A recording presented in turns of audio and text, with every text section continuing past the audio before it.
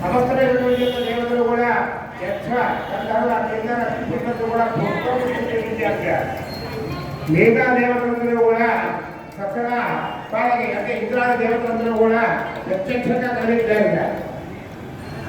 ఆ తర్వాత అనేక మంది మహర్షులు మహాదేవతలందరూ కూడా ఆ యొక్క సామ్రాజ్య పట్టాభిషేకానికి చేసి విశేషమైనటువంటి వాళ్ళు కూడా అనేక ఆశ్రయములు ఇస్తూ దేవతా విశేషం చేత ఎప్పుడు కూడా ఈ రామరాజ్యమైనటువంటిది సూర్యచంద్రాలు ఉన్నంతవరకే కాదు అనేకమైనటువంటి యొక్క కల్పముల పర్యంతము కూడా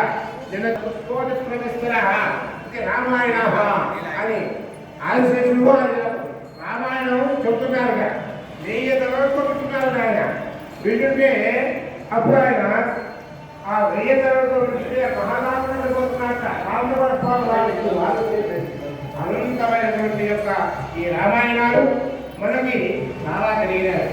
అందులో ఈ యొక్క వాల్మీకి రామాయణం 24 మహాయుగములకు పూర్వం, అంటే మహాయుగం అంటే 4 యుగాలు కలిపితే ఒక మహాయుగం.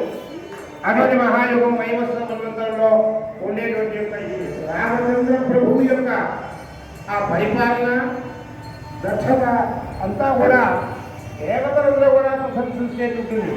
అంత విశేషమైనటువంటి యొక్క ఆ పరిపాలన. అప్పుడు అందులో తర్వాత ఇక మనం మంత్రంతో చెప్తున్నాం. విగ్రహాభ్యాస్తదేవ స్తుతః, ప్రతి అక్షరము కూడా అర్థమే.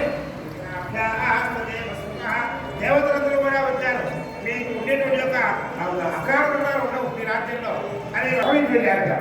ఆయం మే తప్పేత, ప్రాణం మే తప్పేత, అపాలం మే తప్పేత, జ్ఞానం మే తప్పేత, యక్షం మే తప్పేత, శ్రోత్రం మే తప్పేత, మనో మే తప్పేత, ఆత్మానం మే తప్పేత, అంగాని మే తప్పేత, గృహాన్ మే తప్పేత, గణాన్ మే తప్పేత, సర్వగణం మా తప్పేత.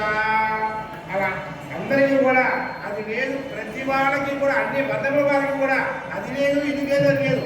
పశు సంపదతో సహా అన్ని పురుషోత్వాలు ప్రవర్తన కలగడమే కాదు, అకాల మృత్యుమేమీ లేదు వాళ్ళకి. అటువంటిది ఆ రామరాజ్యం.